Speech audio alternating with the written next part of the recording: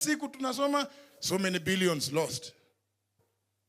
Tunasoma hiyo maneno na inaisha. Leo ukiangalia kwa gazeti inasemekana ati wanafunzi 87,000 walikuwa ghost students. Na serikali ililipa pesa kwa hiyo ghost. Ukipiga hesabu na 22, if it is 22,000 shillings, it will be close to 1.5 billion. And there are going to be ghost polling stations. Lakini hiyo tunaangalia mambo yake. But the point I'm making is, today the Minister for Education alikuwa going to make public that report at there were 87,000 ghost students. Anatangaza ghost students. Lakini hajaswambia tumegundua ni nani alifanya hivyo na ako police ama anaenda kotini. Surely.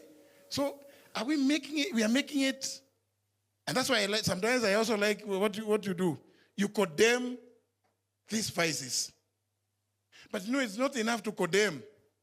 Kama sisi sasa wananchi, I think it is going to get to a point where we will begin doing what people are doing after Kibaki took over.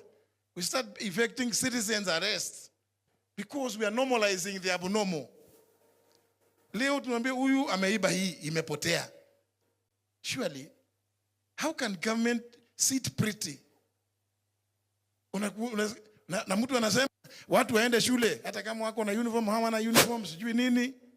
Jameni, we are being unfair to this country. We are normalizing the abnormal. In fact, very obnoxious things. This endemic corruption, we must bring it to an end. And the only way